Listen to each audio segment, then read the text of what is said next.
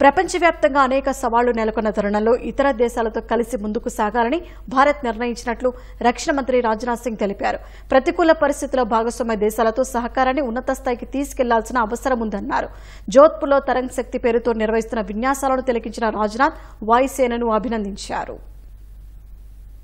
రాజస్థాన్లోని జోధ్పూర్ వైమానిక కేంద్రంలో తరంగ శక్తి పేరుతో నిర్వహిస్తున్న వాయుసేన విన్యాసాలు అబ్బురపరుస్తున్నాయి. వాయుసేనకు చెందిన హెలికాప్టర్లు, స్వదేశీ తయారీ తేలికపాటి యుద్ధ విమానం తేజస్ ఈ విన్యాసాల్లో పాల్గొన్నాయి. ఈ విన్యాసాల్లో భారత్తో పాటు అమెరికా, ఆస్ట్రేలియా, గ్రీస్ సహా 8 దేశాలకు చెందిన వాయుసేనలు పాల్గొంటున్నాయి. మరో 16 పరిశీలక దేశాలుగా ఈ విన్యాసాలను తిలకిస్తున్నాయి. అపాచీ, సారంగ్ హెలికాప్టర్లు, సుఖోయ్ యుద్ధ విమానాలు ఆకాశంలో చేసిన విన్యాసాలు ఆకట్టుకున్నాయి.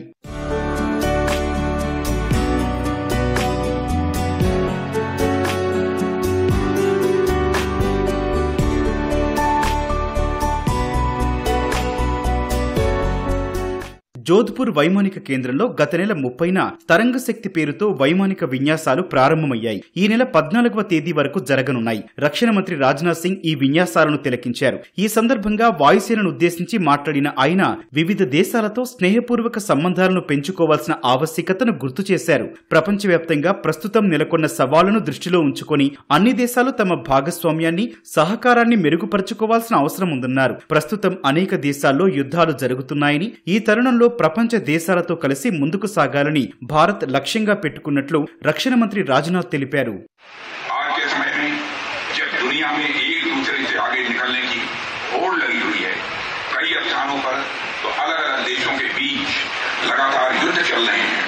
इन विकट परिस्थितियों में भारत का लक्ष्य यही है कि हम एक दूसरे का हाथ पकड़कर एक साथ चलें। पूरी दुनिया में जिस तरह से बदलाव हो रहे हैं और जिस तरह से दुनिया के समक्ष नई नई चुनौतियां आ रही हैं, उन्हें देखते हुए हमें अपनी पार्टनरशिप और कोलैबोरेशन को नई हाइट तक ले जाने की जरूरत है.